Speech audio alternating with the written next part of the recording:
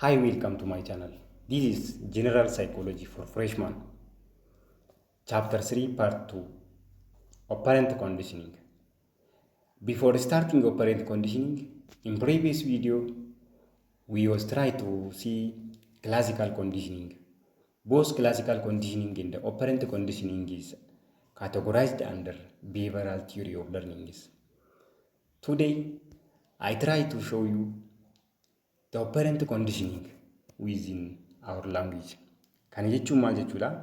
Yeroo viidiyoo darbe keessatti yeroo darbe keessa waa'ee classical theory dha yookaan classical conditioning dha waliin ilaallee turre. Classical conditioning fi operant conditioningis behavioral theory of learning jala ramadaman. Mee waa'ee operant conditioning kun maal akka ta'e viidiyoo kana keessatti immoo waliin ilaalla. It is type of learning in which behavior is string if it is followed by reinforcement or diminished if it is followed by punishment. Kana jechuun gosa learning keessaa tokko ta'ee amala learning keessaa tokko ta'ee amalli tokko yoo jajjabeeffame kan itti fufu yoo hin jajjabeeffamne ta'e yookaan immoo yoo adabaan followed ta'e kan amalli sun diminished jechuudha. Amalli ta'e tokko reinforcementiidhaan followed kan ta'u yoo ta'e jechuun reinforcementiidhaan itti aanee reinforcement hin jirtu. Fakkeenyaaf barataan tokko 10 irraa 10 fidee reinforcementiin kan itti aanu yoo dhufe kan itti aanee kan dhufu kan reinforcementiin badhaasni wayii tokko kan scriptoo wayii tokko barataa kanaaf kenname 10 irraa 10 fiduun amala jajjabeeffamuudhaaf barbaadame. Reinforcementiin scriptoon kennameef kun reinforcementiidha. Amalli kun immoo maal ta'a itti fufinsaan dabalaa deemaa jechuudha. Garuu immoo barataan tokko waan hin taane gocha hin taane tokko keessatti argamee amalli sun yoonii fi adabbiin itti aanee gocha sanitti aanee adabbiin amala hin taane sanitti aanee adabbii yoo dhufte barataan kun amala kana diminish godhaa deemaa jechuudha. So operant conditioning is a type of learning in which behavior is strengthened if it is followed by reinforcement. It is simple definition and or diminished if it is followed by punishment. This is simple definition of operant conditioning. Here is method of learning that occurs through reinforcement and the punishment of behavior. Kana jechuun maal jechuudha? Adabaa fi badhaafamuu kan jajjabeeffamuu fi adabamuu amaloota irraa kan ka'e kan dhufu jechuudha. Asitti akkuma agartan kana adabbiin asitti adabbii jira. Here is also reinforcement jechuudha. Reinforcement jira jechuudha. We learn to perform certain behavior more often because they result in rewards and learn to avoid other behavior because they result in punishment or aversive consequence. Kana jechuun maal jechuudha? Nuti amala tokko tokko maal goona? We learn to perform certain behavior more often because they are resulting reward. Badhaasni duubaan waan jiruuf yeroo baay'ee isa kana duubaan badhaasni waan jiruuf maal goona? Amala kana jajjabeessinee itti fufna. Garuu immoo amala tokko tokko avoid godhuudhaaf yaalla. Sababni isaadha immoo sababa adabbiin amala kana boodaan jiruuf jechuudha. Operant conditioning, the proponent theorist of this operant conditioning B.F. Skinner jedhama. Namichi kun B.F. Skinner jedhama.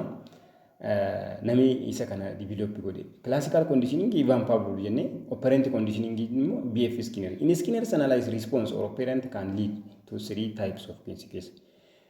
Amalli tokko karaa waan sadi fiduu danda'a. Amalli ta'e tokko waan sadiin dhufuu danda'a. Tokkoffaan neutral consequence. Neutral consequence jechuun waan altering hin taane tokko jechuudha. Reinforcement jechuun immoo amalli tokko jijjibeeffamuu danda'a. Immoo inni itti aanu immoo amalli hin taane tokko immoo punishmentiidhaan follow ta'uu danda'a jechuudha. Kanaafuu neutral consequence that does not alter the response jechuudha. Response kan hin filanne jechuudha. Bakka inni jira calma jettee waan tokko kan taasistu jechuudha. Reinforcement is something that strengthens the response jechuudha. Reinforcement jechuun immoo amala san kan jajjabeessee akka inni ganaafillee fuulduraafillee itti fufinsaan amalli sun akka dhufu kan taasisu jechuudha. Punishment kan jennuun immoo it is something that weakens the response. Amala tokko kan dadhabsiisu yookaan amalli tokko deebi'ee kan dhufne kan taasisudha jechuudha. Inni itti aanu there are 2 basic types of reinforcement or reinforcing stimuli. The first one is primary reinforcement, food, water, light, stroking of skin and comfortable air temperature are naturally because satisfying biological needs. What biological needs satisfy nu godhan kun yookaan fedhii physiological need keenya kan warri satisfy nu godhan maal jedhamani? It is primary reinforcer jechuudha. has ability to strengthen the behavior prior to learning. Waan amala tokko jajjabeessuu irratti fakkeenyaaf amma namni tokko waan tokko hojjetee gaafa nyaata kanitu waan san deddeebi'ee akkasii hojjetu taasisuu dandeessa. Ifa gaafa nyaan bishaan kan dhuufillee laayitillee yoo nama san kan barbaachisu ta'e stroking of the skin jechuun nama qaama namaa shukumu jira. Mataa nama qaqqabachuu jira. Nama dhungachuufaa jira. Wantoonni kanaadhaa kun that is known as primary reinforcer. Secondary reinforcer is behavior can be controlled by secondary reinforcer.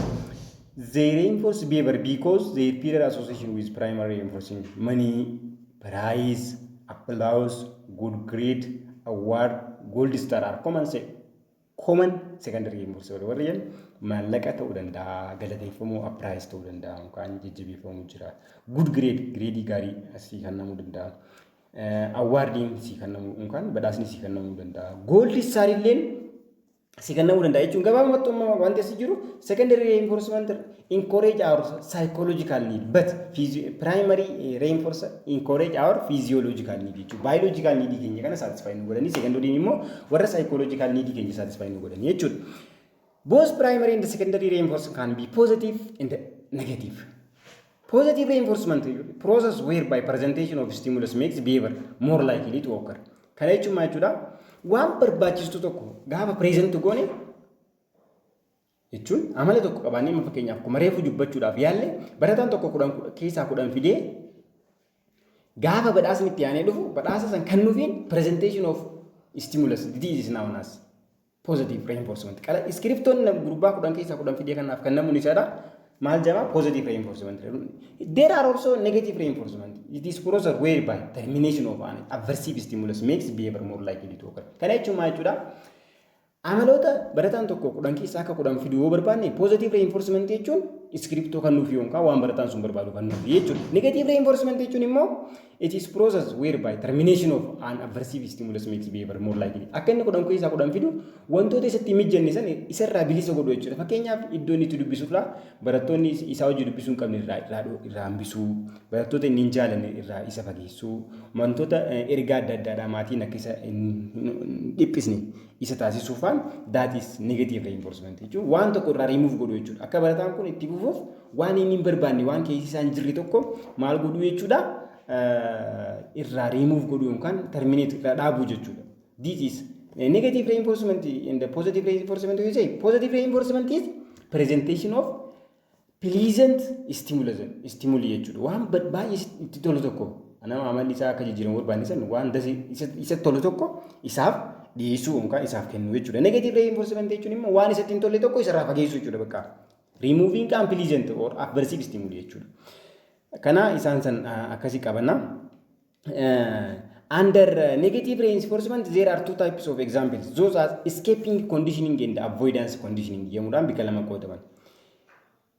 Behavior is reinforced by elimination of expected event from happening. Kana jechuun fakkeenyaaf bineeldonni tokko osoo fataa janiitu jiranii bosona keessa leenci ta'uu danda'a, waraabessi ta'uu danda'a. Osoo ciisu jiru maal godha? Namni dhaqee isa dararuu danda'a.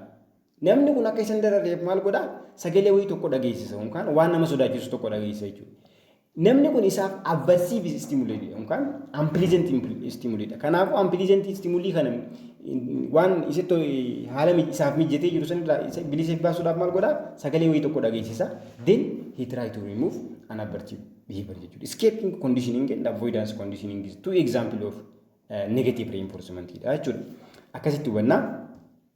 Operant conditioning jalatti schedule lamaa jira. Reinforcement kan ittiin goonu lamaa jira. When response is first acute, learning is usually most rapid if response is reinforced each time it occurs. This procedure is called continuous reinforcement. Kana scheduling reinforcement idha lamaa jira. Continuous reinforcement and intermittent reinforcement yemuudhaan bika lama qoodaman. Amalli tokko yeroo ta'e akka amalli sun ta'een akka amalli sun appear godheen your reinforcement in jajjabeessuun yeroo hunda jechuudha. Within particular event, within particular response, if there is continuous reinforcement, we can say that is continuous reinforcement. Jajjabeessituu waliif fufiinsa qabdu jechuudha. Intermittent jechuun immoo jidduu darbee amalli tokko ta'ee amalli sun irra deddeebi'ee ta'e ammas xiqqoo turre reinforcement gaafa kan inni ammas xiqqoo turre reinforcement gaafa kan inni that is known as intermittent reinforcement. There are 4 types of intermittent schedules. Those are, the first one is fixed ratio schedule. Fixed ratio schedule warri jennuun occurs after fixed number of response. Fakkeenyaaf fixed ratio schedule warri jennuun kun namni tokko akka inni baay'ee waa gurguruu jaalannaa jennu. Akka inni baay'ee dabalee waan baay'ee akka inni gurguruu jaalannaa namni gurgurtaa irratti hundaa'e tokko maal goona yoonii fi fakkeenyaaf amma nama maal gurguraa jennu bishaan gurguraa jennu. Bishaan nama raabsu jechuun nama bishaan raabsu makiinaadhaan yookaan konkolaataadhaan deemanii warri bishaan raabsu kun abbaan kaampaanichaadha abbaan bishaan san konkolaataa raabsu jiru sun namoota bishaan kana gurguruu jiraniif shigiin yookaan laxaffiin yookaan kaartoonni isaadha darzaniin 4 gaafa gurgurame qarshii 100 akka kannaaf darzaniin 4 gaafa gurgurame 100 akka kannaaf darzaniin 4 gaafa gurgurame 100 akka kannaaf darzaniin 4 gaafa gurgurame 100 akka kannaaf hanga inni dhumutti jechuudha. Fixed ratio schedule kan jennuun akkas jechuudha. Within amount fixed number of response. When we present reinforcement after fixed number of response kana gaafa goonu jechuudha. Employers often use fixed ratio schedule to increase productivity. An interesting feature of fixed ratio schedule is that its performance sometimes of just after reinforcement. Kana jechuun wanti asirraa hubatamu tokko kanaa jira jechuudha. Maal godha yeroo muraasa eegaa akkasii kan namni booda decrease taadofaa jechuudha response isaadha. Inni itti aanu immoo variable ratio schedule occurs. Some average number of response darbee jechuun wanti dhaabbataan hin jiru garuu amalli sun amalli ta'e tokko jechuudha. Amalli ta'e tokko irra deddeebiidhaan gaafate sababa amala irra deddeebiin teessaniitiif maal goona reinforcementii dhiyeessina jechuudha. Akka isiniif galuuf maal haa fayyadamu asitti irra deddeebiidhaan fakkeenyaaf kanuma reefu jenne sana abbaan konkolaataa 4 gaafa gurgure qarshii 100 kannaaf jenne garuu immoo asitti gaafa yeroo muraasa 4 ta'uu danda'a 5 ta'uu danda'a gaafa gurgurame maal godhaa 100 kannaaf ammaas akkasumaan gaafa wanti hangi ta'e tokko 10 gurguramuu danda'a 15 gurguramuu danda'a darzanni 10 darzanni 15 makiinarraa gurguramuu danda'a darbee jechuudha wanti fixed ta'e tokko hin jiru garuu ni kan nama garuu wanti fixed ta'e hin jiru garuu asitti waan hubachuu qabdan but the number varies from reinforcement to reinforcement garaagarummaan ammaan tana qarshii 100 afur gurtee 100 kananii 100 san argachuudhaaf ammaa asatti hanga ta'e tokko gurguruu qabda garuu immoo hangi ta'e sun lakkoofsaan hin beekamu jechuudha. Kanaafuu akkasitti hubattanii variable ratio kan jennuun waan akkasii jechuudha. Fixediin immoo waan dhaabbataa ta'e tokko afur gurtee fudhatta afur gurgurtee 100 fudhatta afur gurgurtee 100 fudhatta. Variable ratio jechuun immoo sanirraa addaa jechuudha. Hanga ta'e tokko gurgurtaa hangi sun immoo garaagarummaa qaba. Variable ratio schedule of procedure extremely produce steady rates of responding. This is the main issue under here. Maal jechuudha? Variable ratio kun produce extremely high steady rate katee kana responding kana maal godha produce godha jechuudha. Akkuma yeroo darbee ilaaluudhaaf yaalle fixed interval schedule jechuun immoo occurs only if fixed amount of time has passed since previous reinforcer.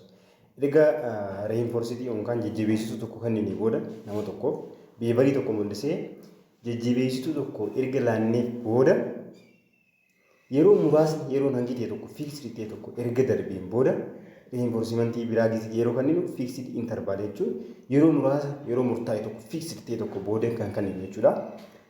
Fixed interval jechuun kana jechuun fakkeenyaaf nama tokko akkuma duraan jenne san bishaan makiinaadhaan kan raabsu ta'e erga nama abbaa bishaan raabsu abbaa gurguru saniif birrii hammatee tokko kanneen booda yeroon daqiiqaa 30ttis kan laatamuufii danda'a daqiiqaa 30tti meebii guyyaa 2-2tti illee laatamuufii danda'a jechuun bakka yeroo murtaa'aa tokko booda waan laatamu jechuudha. Variable interval schedule jechuun immoo occurs only if variable amount of time has passed since previous reinforcer. Kana jechuun yeroon adda addaadha meebii guyyaa lama boodaas kan namuu danda'a guyyaa 3 boodaas kan namuu danda'a yeroo murtaa'aa miti garuu waan diipendi irratti ta'amu akka duraanii akka duraaniidhaa san asitti fixed ratio schedule kan jenne sanitti number of response ta'ee booda osoo hin taane asittis variable average of response kan ta'e eega ta'ee booda osoo hin taane yeroo asitti waan hubachuu qabdan since time variable time has passed. Time jechuun waan ijoon as jirtu jechuudha. Kanaafuu variable interval schedule jechuun yeroo adda addaadhaan yeroo irratti depend ta'a. Interval warri jedhuun kun lamaan jechuudha. Fixed fi variable interval schedule warri jennuun they are depend on time that passed since previous reinforcer ka jennuun jechuudha. But when we say that fixed ratio schedule and variable ratio schedule, it is depend on response that has passed since previous reinforcer ka jennuun isaan kana jechuudha. A basic principle of operant conditioning is that if you want a response to resist after it has been learned, you should reinforce it intermittently, not continuously. Amalli sun akka banne yoo barbaadan jechuudha. Amalli barsiiftan sun amma fakkeenyaaf barataan tokko 10 irraa 10 fidee amalli kun akka banne yoo barbaadan yeroo inni fatanaa 10 fidee yookaan qorumsa yeroo inni 10 irraa 10 fidee yeroo hunda badhaasu maybe amalli sun akka decreased of sababa ta'uu danda'a. Garuu 10 fiduun isaadhaa kun yeroo muraasa booda ammas 10 fidee 10 erga fidee kana booda 10 fiduu isaa kana deddeebi'ee jechuudha. Walitti aansee 10 kan fidoo ta'e guyyaan 10 fidee yeroo hunda kan 10 kan inni fide continuous reinforcement dha. Garuu inni isa kana osoo hin taane intermittently darbee yeroo inni 10 fide yeroo baay'ee darbee yoo nama kana kan badhaasu ta'e amalli kun maal ta'a persist ta'a yeroo dheeraadhaaf turuu danda'a jechuudha. Inni itti aanu punishment dha.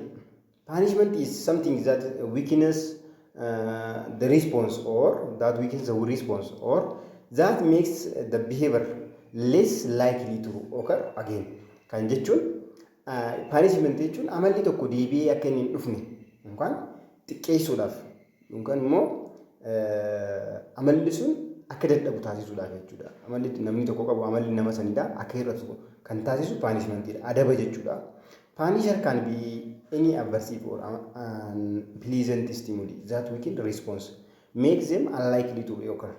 Kan jechuun unpleasant yookaan waan namni tokko hin barbaanne ta'uu danda'a jechuun waan nama tokkotti hin tolle ta'uu danda'a. Aversive stimuli dha jechuudha. That weaken response or makes them unlikely to reoccur. Like reinforcer, punisher can be also secondary and primary qaba jechuudha. Punishment kunis pain and extreme heat or cold are inherently punishing, are therefore known as primary. Amma fakkeenyaaf nyaata nama dhorgachuu jira, nama qunxuutu jira, pain jechuun dhukkubbii akkasii dhagnu taasisu jira. Oowwa addaa tokko qaama keetti si gadhiisu jira yookaan extreme heat or colding kunillee this is primary punishment dha jechuudha. In reinforcement there are primary and secondary reinforcer. Primary reinforcer: food, water, light, stroking of the skin, comfortable air to range. The opposite of this, the opposite of food, maybe hungry. The opposite of water, thirsty to the lighting more refrigeration, darkness to the stroking of the skin. Yechun pain ida, comfortable temperature. Yechun extreme heat or cold ida. Opposite of those primary reinforcer are primary punishment ida. Punisher ida. The same is that one of secondary reinforcement. Behaviors can be controlled by which means money, prize, applause, good grades, awards, gold stars are common secondary. So when we talk about punishment, secondary punishment, maybe avoiding money, maybe it is applauding kajennin kun immoo faallaa isa kanaatiin jechuudha ta'uu danda'a. Bad grade ta'uu danda'a, awardii nama dhorkuu danda'a. That is known as secondary punishment jedhamanii jechuudha. Inni wal bira qabdanii yeroo ilaaltan bifa saniin akkasii wal bira qabdanii ilaaltanii asitti fakkeenyaaf criticisms, demerits, catcalls, scolding, fines, bad grades are common secondary punisher jechuudha. Kanaafuu isaan kun maali? Secondary punishment jechuudha. Jechuun maallaqa nama dhorkachuu jira. Demerits faayidaa addaa tokko faayidaa silaa argachuu qabdu sun sila dhorkuu danda'a. Adabbii ta'uu danda'a. Bad grade are common secondary punisher dha jechuudha isaan kun. Inni itti aanu immoo there are also positive and negative punishment. Positive and negative punishment warri jedhamuun just like that of reinforcement. There are positive and negative punishment. The distinction can be applied punishment. Something unpleasant may occur following behavior.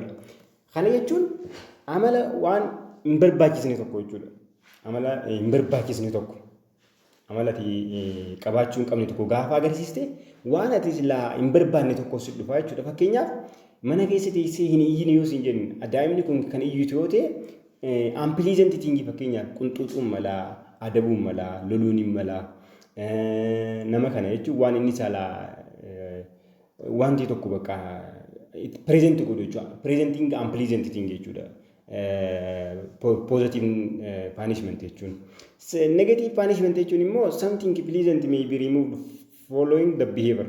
Kana jechuun waan ati barbaaddu tokko waan ati akka malee jaallattu tokkos dura remove ta'uu danda'a. Amma fakkeenyaaf ati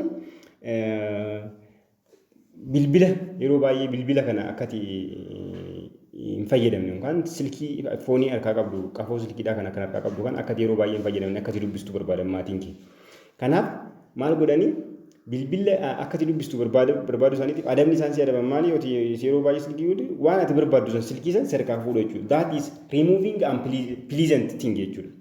Asitti akkas hin jala wal'aa'u kan hin barbaanne positive reinforcement jechuun presenting pleasant thing that strengthens our behavior jechuudha. Negative reinforcement jechuun immoo removing an unpleasant or aversive stimuli jechuudha. Jechuun waan hin barbaachisne takka jechuun waan asitti hin tolle tokko remove godhu jechuudha. Positive punishment jechuun immoo presenting unpleasant thing jechuudha. In the opposite of that of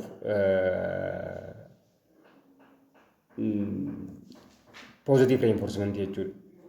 The same with that one of negative reinforcement. Negative reinforcement, the opposite of negative reinforcement is negative punishment jechuudha. Kanaafuu something pleasant may be removed jechuudha. Negative reinforcement irratti aversive stimuliin remove ta'uudha. Negative punishment irratti immoo something pleasant may be removed jechuudha. Bifa sanii ilaaltanii isa kana akkasi qabatanii pros and cons of punishment faayidaa fi miidhaa punishmentidha yookaan faayidaa fi miidhaa adabbiidhaati. Immediacy when punishment follow immediately after the behavior to be punished. Kana jechuun amalli tokko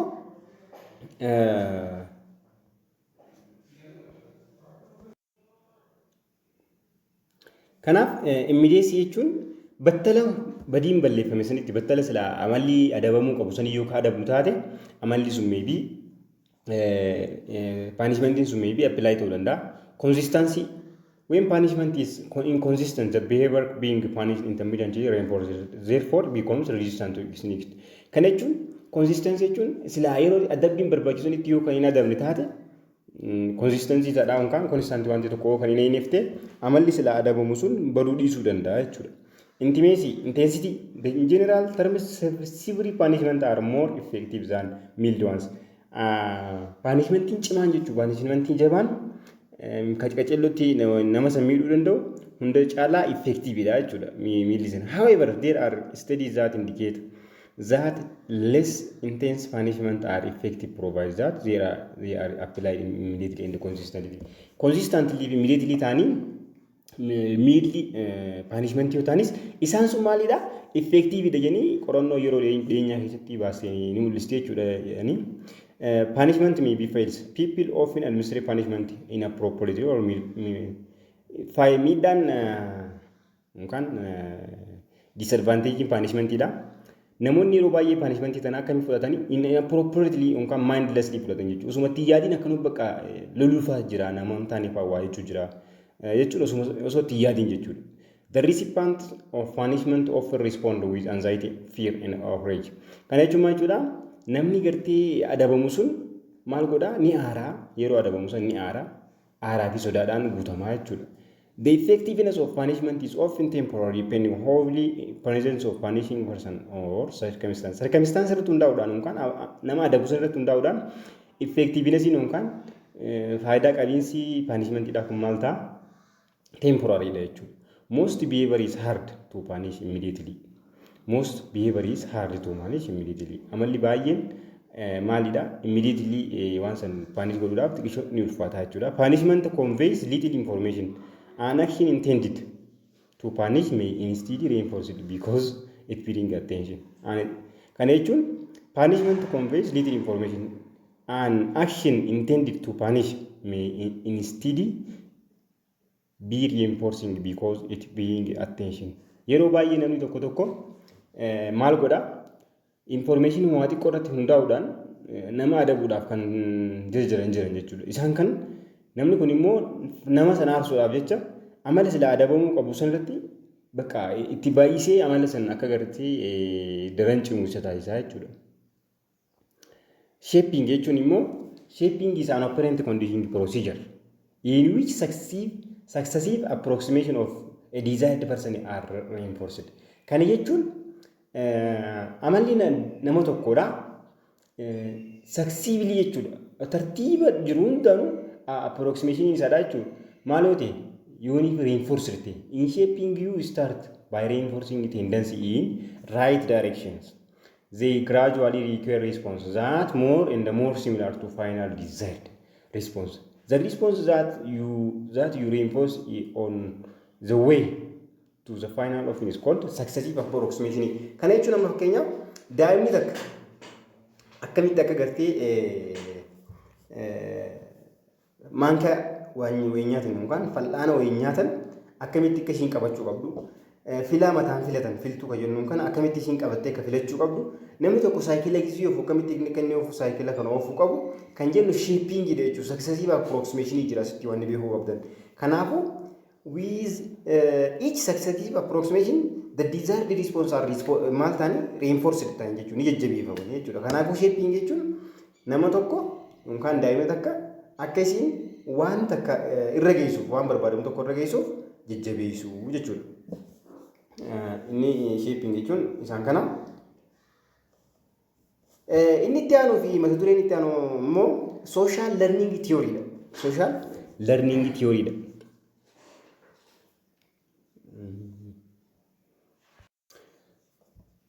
Social learning theory immoo kan kaasee akkuma durjee qaba jenne behavioral theory jalatti nama lamaan jira. Isaanis Afan Oromo fi BF Skinner jedhamuudhaan bika lamatti warra operant fi classical dha jechuudha. Warri classical dha. Afan Oromoliin develop taatee proponent isaadha Afan Oromoliin. Warri immoo operant dha BF Skinner jedhamuudhaan BF Skinner Thorndike jedhamuudhaan nama beekamudha. Kan develop godhe operant conditioning jechuudha. Social learning theory immoo yookaan observing learning theory warri jennuun immoo according to Bandura jama jechuun namni theory tana jajjabeessee wanti godhe propose godhe a major part of human learning consists of observational learning which learning by watching the behavior of another person or model. Kana jechuun maal jechuudha barnoonni waan adeemsa keessa baramuu miti jechuun waan amala namaa tokko reinforce gootee yookaan jajjabeessitee bartuu miti yookaan punish gootee bartuu miti. Namni tokko barumsa kan barachuu danda'u yoo amala barbaadu san nama isa dura jiru irraa barateedha jeetu dubbii tana lafa kaa'ee jechuudha. Because of it is reliance on observation of other social phenomenon, the specific taking Bandura is often referred to social cognitive approach to learning. Jamudan beekamtii jechuudha. Isaan kun akkasitti beekaman amala nama isa duraadhaa model godhachuudhaan beekaman jee warra dubbatu jechuudha. Bandura identifies three forms of reinforcement that can encourage observational learning. Direct reinforcement jira. Direct reinforcement jechuun akkuma reefu jalqaba ilaalaa turre sadii jechuudha. Vicarious reinforcement jechuun immoo not direct yookaan indirect reinforcement jechuudha. Takka takka ilaalaa independent. Self reinforcement or controlling warri jawnis ni jiran jechuudha. Amma fakkeenyaaf direct reinforcement jechuun namni tokko hojii hojjeteef gaafa badhaafamu yookaan gaafa jajjabeeffamu jechuudha. Vicarious reinforcement jechuun immoo namni tokko amala tokko qabaachuu barbaade amala saniin nama badhaafame isa duratti ilaalaa jiraachuu. Fakkeenyaaf namni tokko Nelson Mandela yoo fudhanne amala Nelson Mandela san guddisuu barbaade yookaan akka Nelson Mandela sanitti yoonii fi jabaachuu barbaade namni maqaan isaa gaaddisaa jedhamu tokko amala Nelson Mandela san guddifachuu yookaan akka amala Nelson Mandela san qabaachuu barbaade reinforcementiin Nelson Mandela dhaaf kan namti sun akka waan isaa kan namtitti ilaalu jechuudha. Indirect reinforcement yookaan vicarious reinforcement warri jennuun kun jechuudha. Isaan kana akkasitti hubattanii self reinforcement jechuun immoo ifumaaf of badhaasuu ifumaaf of jajjabeessuu jechuudha. Kanaafuu vicarious reinforcement jechuun akkuma amma jenne sanii jechuudha. There are 4 conditions of the modeling process. The first one is attention. The second one is retention. The third is motor production, and the fourth and the last is motivation or approval jechuudha. Attention jechuun amala silaa hordofuu barbaachisan maal godhuudha? Amala silaa hordofuu barbaachisan filachuu. Amma fakkeenyaaf Neelsan Maandeellaan amala adda qaba gaddisaan amala Neelsan Maandeellaadhaa sana yoonii fi guddifachuu barbaade yookaan jajjabeeffachuu barbaade maal godhaa? Amala Neelsan Maandeellaan qabu keessaa tokkotti attentionii kanna jechuudha. Select godhee attentionii kanna. Eega select godhee attentionii kanneen booda retention godhe sammuu isaa keessatti irra deddeebi'ee yaala jechuudha. Reezeraal waan jedhamu jira. Irra deddeebi'uudhaan sammuu isaa keessa yaala. Waan yaale tan ammoo irra deebi'ee dhiifiifis hojjeta. Motor reproduction warri jennuun kun jechuudha. Motivation jechuun immoo if jajjabeessuu akka waan san hojjetuuf maal godhu if jajjabeessuu badhaasa Neelsan Maandeellaa kan namni faadhaaf dura ilaalee if jajjabeessaa yoonii fi namni kun kan deemu taate motivation jedhama. Those 4 are modeling process jechuun jalqaba amala namaa keessaa ni filatta. Egaa amala namaa keessaa filatte san attention goote attention jedhama. Inni suni retention yookaan remembering the observed behavior jechuun irra deddeebitee yaalii godhu jechuudha. Amala san amala gartee silaa filatte san irra deddeebitee yaalii goota. Inni sadaffaadhaa immoo motor reproduction. Motor reproduction jechuun directly waan san gootu jechuudha. Akkuma namni sun act godhetti ni ga'uutaa nama faatu dubbaatee dubbachuudhaaf akka Neelsan Maandeellaa ta'uudhaaf wantoota kitaabonni adda addaa dubbisifaa dubbisuu maltaa waan bakka waan amala san irra deddeebitee akka isaa sanitti act godhu jechuudha. Motor reproduction jechuun. Motivation jechuun immoo if jajjabeessuudha jechuudha. Jajjabaattee miira jajjabinaa qabaattee waan san raawwachuu jechuudha. Inni itti aanu cognitive learning theory jedhama. Cognitive learning theory immoo maal jaanii namni kan baratu waan nama tokko dura laalee reinforcementii kennamuudhaaf yookaan punishmentiin isaaf kennamee osoo hin taane rakkoo bu'aa ba'ii jirtu furuudhaaf maal godhaa? Bu'aa ba'ii jirtu takka furuudhaaf problem solving godhuudhaaf wantoota jireenya isaa keessatti isaan mudatan furuudhaaf tattaaffii inni godhuun barumsi baratamaa janiiti warra dubbatan jechuudha. Asitti fakkeenya tokko jira osoo hiikaa jira lamaan kanatti hin galin dura laatentii fi insaayitiitti osoo hin galin dura wanti hubachuu qabdan tokko jira. Asitti hamtuutota muraasa wayiidhaa jaaree keessa kan jechuun qorannoo jalqabaa waa'ee cognitive learning tana gaafa barsiisan maal godhanii hamtuutota hedduu tokko fuudhanii kaayan waan akka golgaa wayii keessa kaanii golgaa kana keessatti golgaan kun kutaalee adda addaa qaba. Kutaa isa dhumaa irratti nyaata kaan. Kanaaf guyyaa 11f hamtuunni kun golgaa kana keessa ture. Golgaa kana keessa hamtuutonni turan garee 3tu argame. Gareen tokko gaafa guyyaa jalqaba irraa kaasanii hanga guyyaa dhumatti hanga guyyaa 11ffatti nyaata osoo hin argatin turan. Hamtuutonni tokko immoo karaa adda addaa deemaniiti bu'aa ba'ii qabooddee maal godhanii nyaata argatan. Hamtuutonni gariin sadaffaan immoo maal godhanii garee kallattumaan bakka nyaanni jiru san dhaqanii argatan jechuudha. Kanaafuu bu'aa ba'iidhaan akka garee lamaffaa sanarratti hundaa'uudhaan kognitiiviin jechuun bu'aa ba'ii ifaajjii booda waan dhufu barumsi waan ifaajjii booda dhufu jijjiiramni amalaadhaa permanently change of behavioral changes comes from experiencing or comes from bu'aa ba'ii guddaa booda dhufa jedhanii warra amanan jechuudha. Isaan kana akkasitti hubattanii jechuudha. Latent learning means hidden. Thus, latent learning is jechuun cognitive learning theory kana jalatti wantoota lama gurguddoo lama jira. Latent learning fi inside learning. Latent learning jechuun akka hamtuutota garee sadaffaadhaa san jechuudha. Latent means hidden. Thus, latent learning is learning that occurs but not evident in behavior until the latter.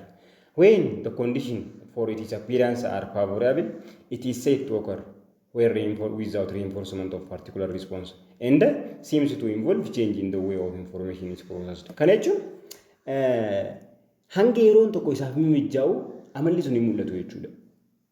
Yeroo isaaf mul'achuun isaaf barbaachisutti yeroo mul'achuu qabutti ni mul'ata jechuudha. Garuu immoo ragaa hin qabnu jechuudha. Ragaa there is no evidence for that learning jechuudha. Kanaafuu gareewwan isa barbaachisutti mul'achuu jechuudha. Hamtuutonni gaafa beelli isaan qabu kallattumaan dhaqanii maal godhanii nyaata argatanii jechuudha. Isaan kana akkasitti hubattanii inside learning jechuun immoo aha learning wanta jedhamu sakkaa jira.